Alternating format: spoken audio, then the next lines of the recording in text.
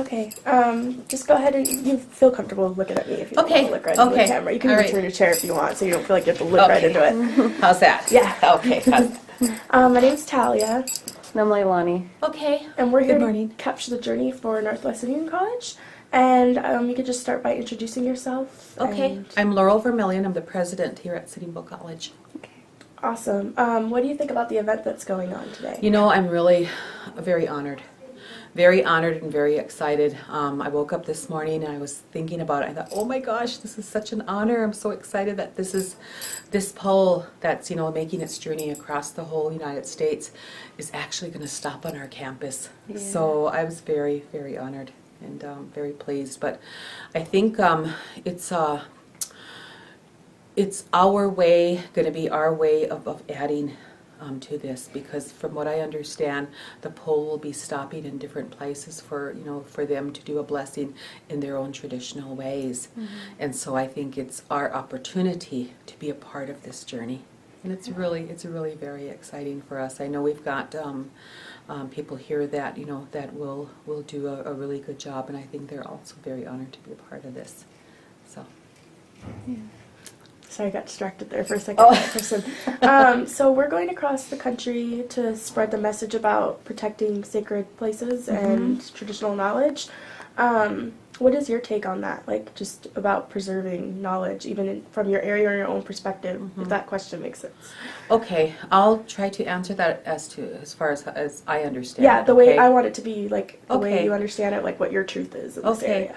I think, well, the older I get, I'm not old, but as I get older, I really have an appreciation for our own culture and our own traditions. I think, and I hear myself, saying this a lot, but I think that our ancestors were really smart. I mean, they just were, they did things that really made sense. And as we think about those things, preserving our own culture, preserving our own environment is so important. And I think back as when I was a child, growing up with my grandparents, and how they really practiced that every day.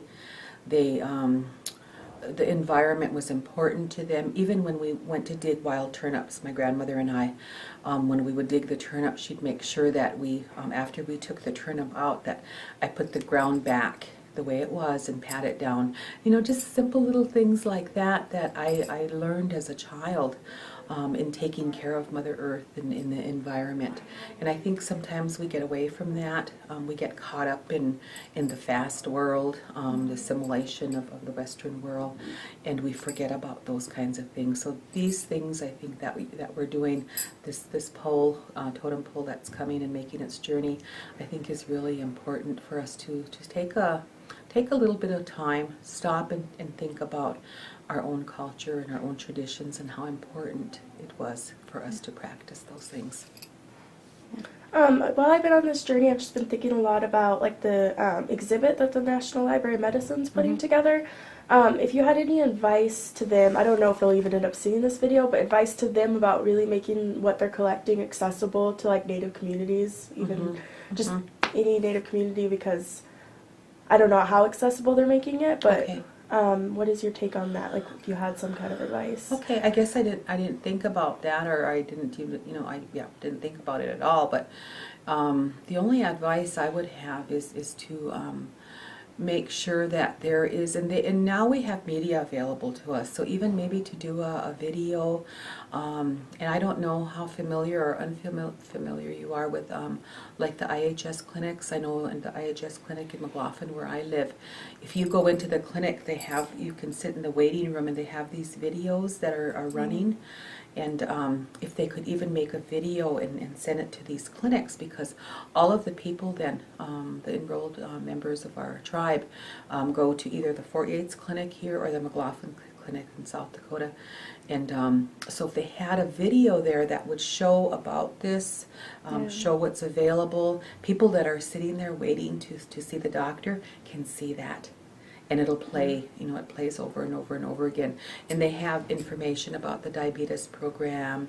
They have information about any kind of, health issues. And these are coming from enrolled members, and so the people that you're seeing on this video you can really associate with because they're people you know, they're people from your reservation, or it's information that's geared to you as a community. So that would be my recommendation, is to maybe look at that outlet.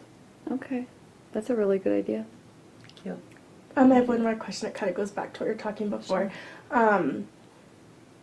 What kind of advice do you have, like, to even your students here or students at other tribal colleges who are going to become the leaders of their tribes about, like, protecting sacred sites and knowledge and just traditional knowledge in general? Okay. You know, I really encourage, I'm an alumnus of a tribal college, actually this tribal college. When I graduated high school in '73, I was working as a Head Start teacher's aide while I was taking classes. And I wasn't taking classes until they started this college. And the person that worked, he was a mover and shaker, Dr. Barden. He was became a good friend of mine, actually was a mentor of mine. And he really encouraged me to come to college. He said, we're trying to start this tribal college, and we're going to articulate with Bismarck Junior College, and you can start taking classes, and you should think about it. I said, I will. I love learning, so I will. So that's really how my higher ed started, was through this college before there ever was even a building. There was no buildings even at that time. So went on, I got a bachelor's degree in education, elementary. So I was a teacher for 13 years, and then while I was the elementary teacher, I got a master's in administration, and got a job as an administrator down at Marty Indian School.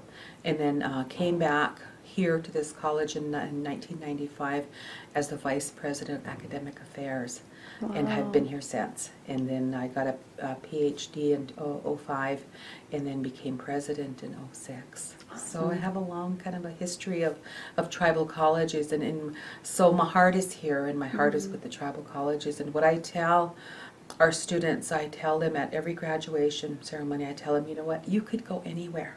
You could go to college anywhere. You're smart, and you have the capability, you have the skills. You could go anywhere. But thank you for coming to us, to Sitting Bull College, and choosing a tribal college, because where else are you going to learn about your culture and your traditions and your language? No place. Yeah. You're not going to learn that at any other college. So that's why you choose our college, and that's what we offer you. Awesome. Thank you. You're welcome. Is there You're very anything else welcome. you'd like to add before we're done? I just want to say welcome to Sitting Bull College to the both of you, and thank you for coming with this totem pole, and for making the journey, and also for doing this. It's important, I think, that that we keep the story going, because 10 years from now, when they talk about this, people are going to know, what was that all about, and you have information here. So thank you for the work that you're doing to bring in the information here. Thank you for sharing with us. Absolutely. Thank you. You're welcome.